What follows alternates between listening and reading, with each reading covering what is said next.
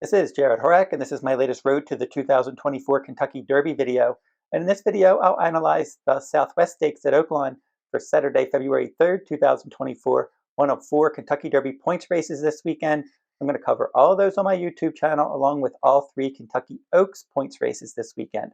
Thus, you'll find all that action, just like every time they run a Kentucky Oaks and Kentucky Derby points race, I cover them all on my YouTube channel.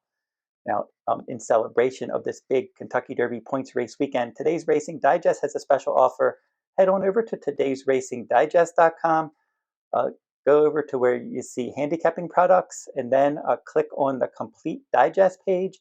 It'll take you over to that page, and then you can get the complete digest for Gulfstream, Oaklawn, and Santa Anita Park for free for February 3rd.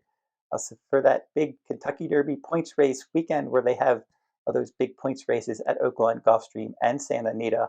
So on that complete digest page, you're going to pick those three products, and then when you get into the cart, click the coupon code Derby2324. And if you use that coupon code Derby2324, you'll get those three complete digests for free. So go on over to todaysracingdigest.com for more details, and you can also in the description in this video, I'll find the link to the complete digest page, and then also I'll have that promo code as well. So now we're going to do the 11th race at Oaklawn for Saturday, February 3rd. Grade 3, $800,000 Southwest Stakes. 3-year-olds traveling 1.1 miles on the main track. Scheduled post time, 5:42 p.m. Eastern Time. That big purse has brought about a big field. We have 12 horses entered in this race, beginning with the one Maycocks Bay. And the past performances in this video, by the way, are provided by todaysracingdigest.com. And Maycocks Bay should be all over the pace, just like he was in his last out win in a race originally scheduled for turf and moved to the main track at the fairgrounds. And that was on January 7th. And he just got out there and he set the pace from the inside post. He kicked away and he won by 10 lengths. That was his second career win. He broke his maiden at Parks in the slop in a sprint last year. So he's one that, from the inside post, look for him to be all over the pace, but he's not the only horse in this field that has some speed. Charleston at 30-1 morning line is number 2 in here, and he's 0 for 4, so he's still a maiden. They're removing blinkers. In his last start, he was 11th, beaten 20 lengths, his first start after the claim. They claimed this horse out of a maiden claiming $75,000 race at Oaklawn on December 15th, and he was second that day. And then last time in a maiden special weight race, 11th, beaten 20 lengths after prompting the pace. So maybe they'll try to get forwardly placed, and maybe they'll want to get him to relax a little bit, taking blinkers off. Magic Grant will try to get involved late. This one is 30-1 morning line. He's coming out of the Springboard Mile. I didn't think that was a particularly strong race. It definitely wasn't a fast race, but I thought he ran okay there. He ended up finishing third, rallying from off the pace, beaten 2 lengths, and he was more than 6 lengths clear of the rest. Prior to that, he broke his maiden in the Clever Trevor Stakes at Remington. So he's won from off the pace. Maybe if you're playing exotics, he could sneak into 3rd or 4th. Otto the Conqueror won the Springboard Mile as my top choice last time. That was his 3rd consecutive victory. He likes to get out there and be part of the pace. He won basically wire to wire in his other 2 wins at 7 furlongs. And then last time he pressed from second, he turned up the heat, and then he was able to win by 3/4 of a length. Good effort there. I don't know how much further he wants to go. That wasn't a fast race. He did pay $450,000 for this son of Street Sense. Steve Asmussen, Joel Rosario, good jockey trainer team. Back-to-back bullet workouts at Oaklawn for this. He'll be all over the pace. Wynstock should be all over the pace for trainer Bob Baffert. Now, Bob Baffert runners are ineligible to earn Kentucky Derby points, so this one can't win the Kentucky Derby points. We can't earn those in this race. But he could definitely win this race if he can get out there and control the pace. They paid $700,000 for this one, and he exits back-to-back victories. He broke his maiden by 7 lengths at Santa Anita in a 1-mile race going wire to wire, 22 flat, 46. You can see this horse is fast.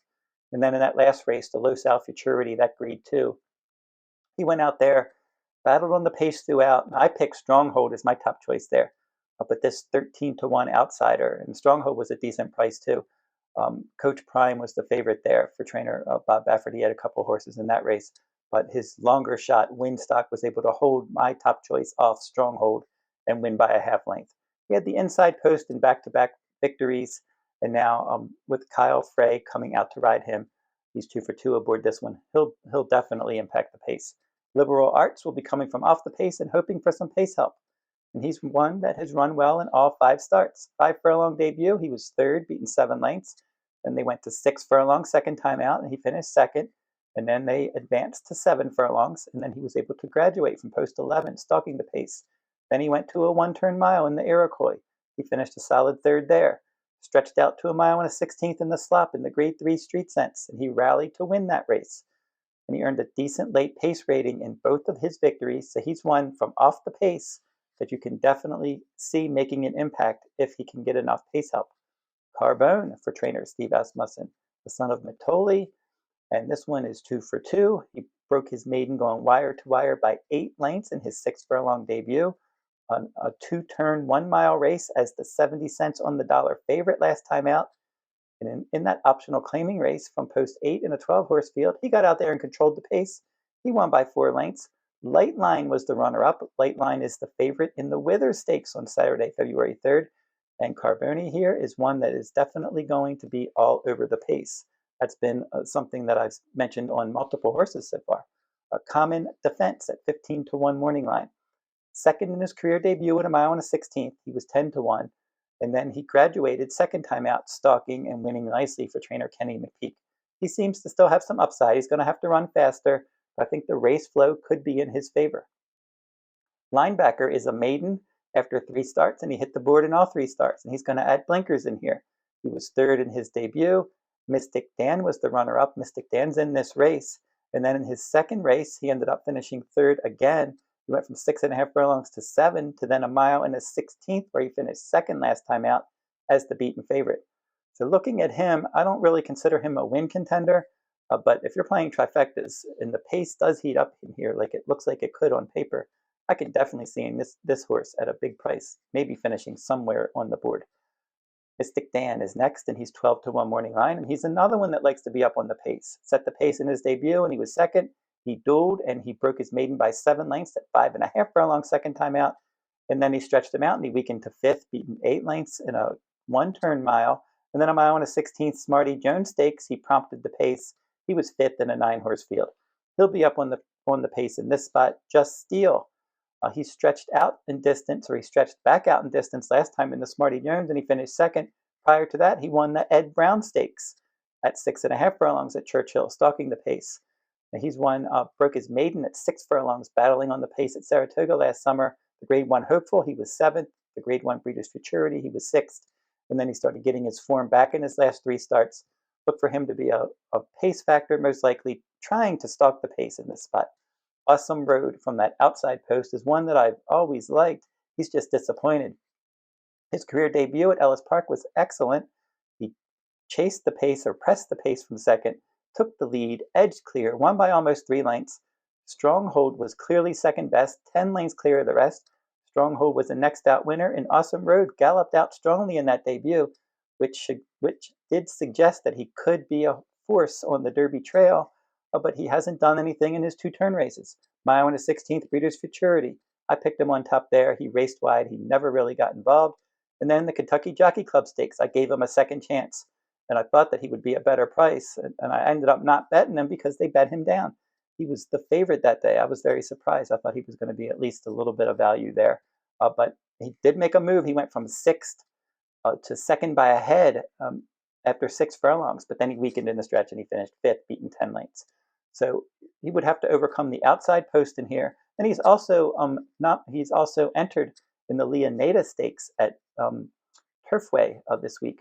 So Awesome Road, I don't know what to make of him from post 12. I just kind of have the feeling, just based on his last 2 starts, that he's more of a sprinter. But we'll have to see how all that plays out. Florent Giroux will ride him for the first time. Maybe they're just going to try to take him back and try to pass some horses. They did pay $600,000 for him, quality road colt.